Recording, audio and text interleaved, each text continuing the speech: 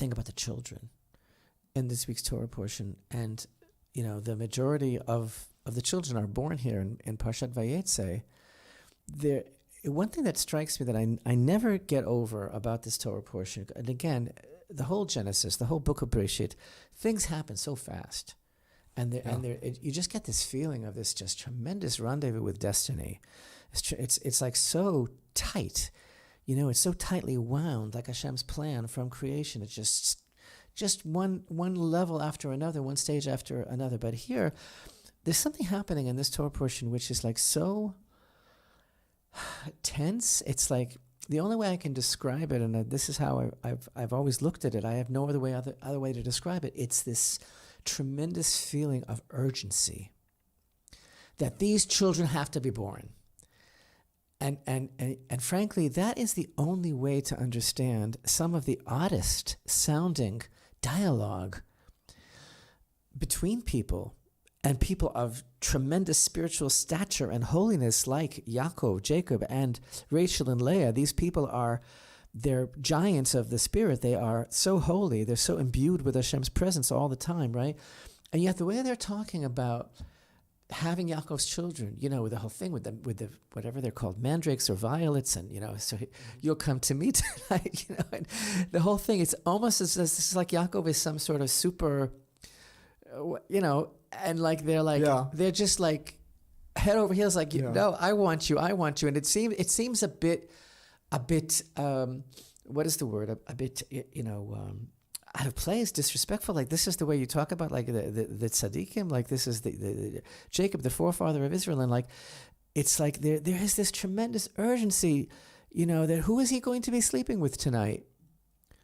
It's my turn. It's my turn. How do we understand that? Yeah, hold that thought, because the one verse that pops into my head that I was reading about the parsha in reference to Lavan and his trickery is when Yaakov says, "Please I want your daughter Rachel as my wife."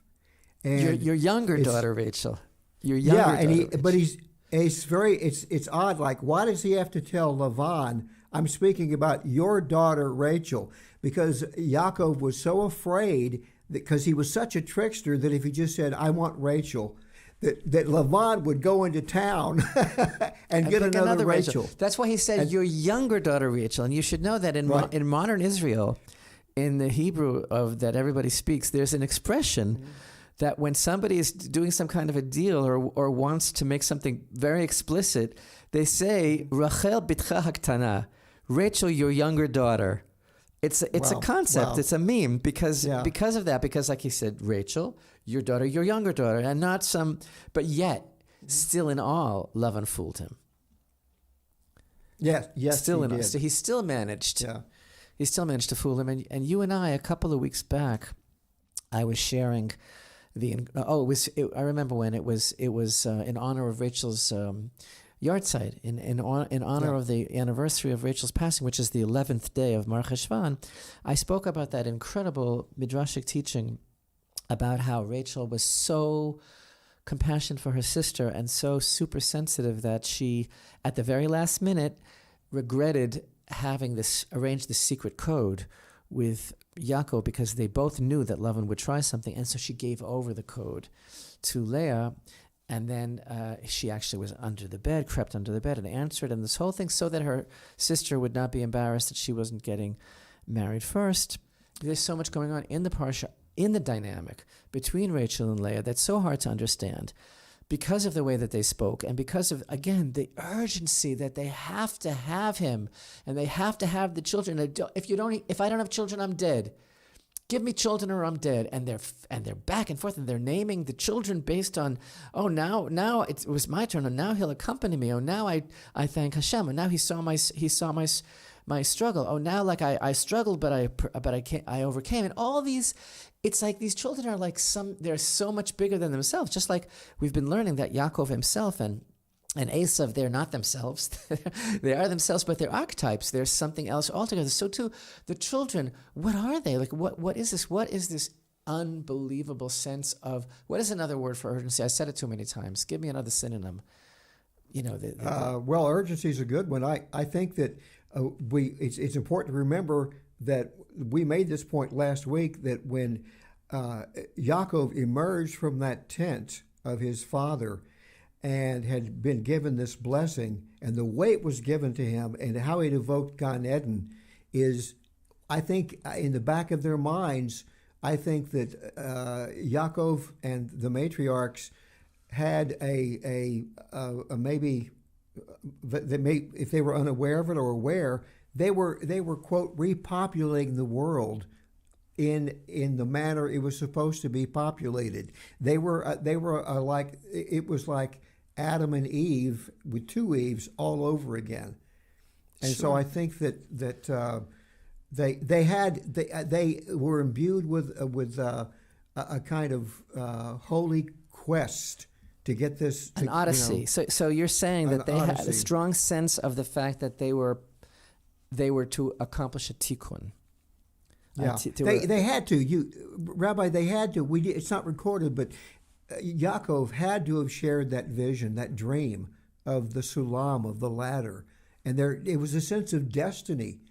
And the other thing I think is that because they were aware of how the Hasatan works, because always the Mashiach, when King David was born, he was almost hidden from the view of everyone. Like, where's your other son? This is not the one I'm looking Samuel for. said, "Don't you have any more? Or is that all the boys?" Right. So I think that this is something that was passed down through the children of Israel, is that their father and mothers, Jacob and Leah and Rachel, understood that they had to get this done because of the opposition, the opposition against them. opposition. Exactly. So the parsha is tinged with this tremendous sense of responsibility, burden, urgency, and it's also almost like some sort of a race against time, because Lavan is trying to prevent it. And that's the whole reason. Look for a reason other than the fact that he was just a malicious troublemaker or whatever. What was the reason that he did that he made that switch anyway?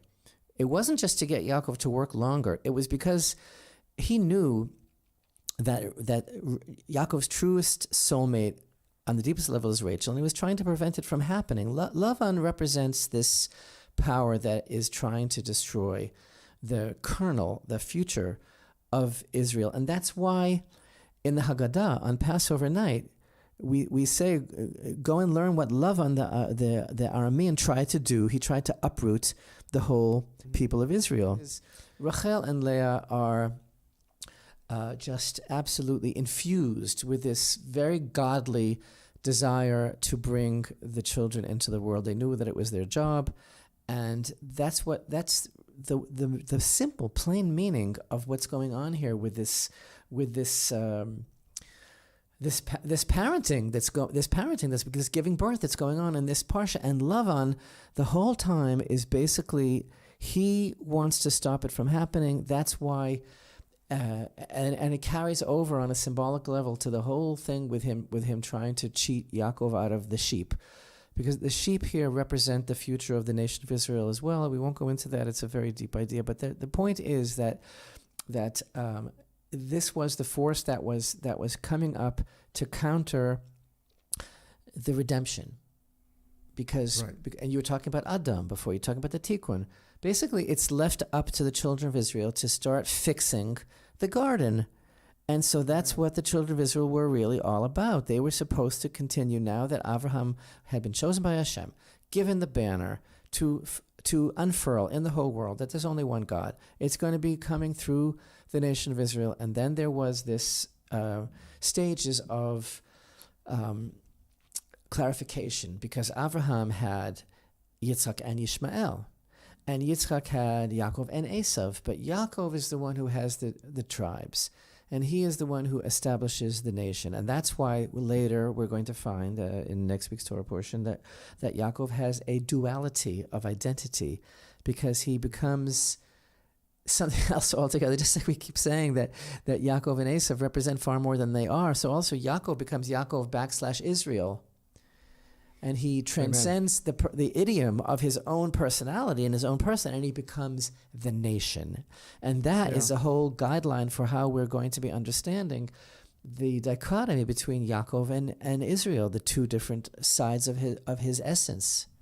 And I think there might have been, they even were looking at it from a very practical standpoint, in that they all understood, even the handmaidens, so that I think that all 12 sons were even born within a 7-year period, with Leah and Rachel and Bilhah and the other handmaiden. Zilpah.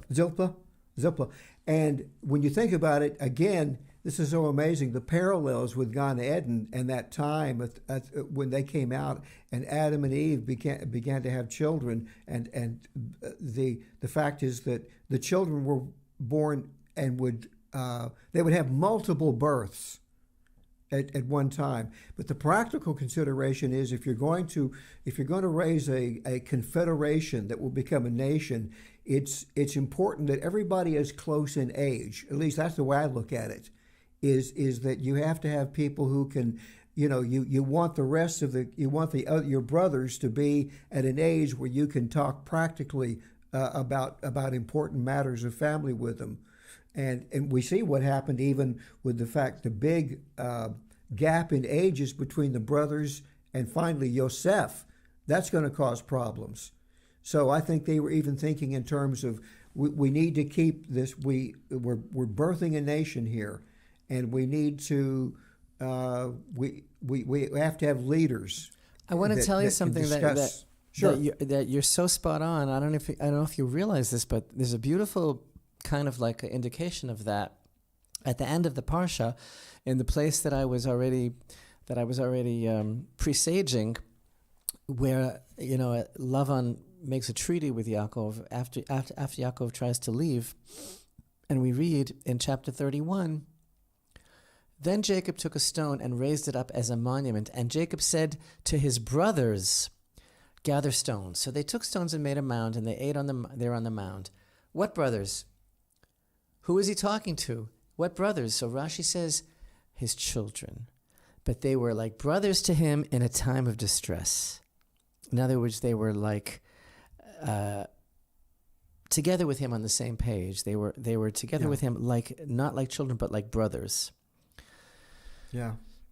So this was also important for me to say, the whole idea about how one should approach this parsha and understand what the backdrop is, what the backstory is, why we are reading about this. I found another word. What I was trying to say, in addition to urgency, fevered. It's like a fever pitch, effort to quickly bring these children in, and that's what this is all about. And again, God forbid, heaven protect us from the secularists, from the Bible critics, from the godless people who read this as literature that was hodgepodge together in different periods by different people with all sorts of different messages, because then it's just a crazy quilt of meaningless literature. But if you understand what Hashem is telling us and what the message is all about, then you have a prophetic view of what this whole dynamic is between these women and between Yaakov, and how lofty and holy it was, their goal of bringing these children into the world. And so where we can take this to very simply and seamlessly and effortlessly, it just begs to be said, is that what on the bottom line, right, in a nutshell, on one foot, and all those kind of expressions, right? If I had to describe this parsha, it is basically about the family unit. It is basically building a family, right? It's all about family values, and it's all about what it really means, to make a family. Leah has four of the sons rather, and the oral tradition tells us that Yaakov actually had 23 children. That some of the sons were born, it's in the oral tradition, some of the sons were born with twins, who were twin sisters, or twins to them. And when we read the Torah and we read how she names the sons, it shows you that her love for her husband grows with each child.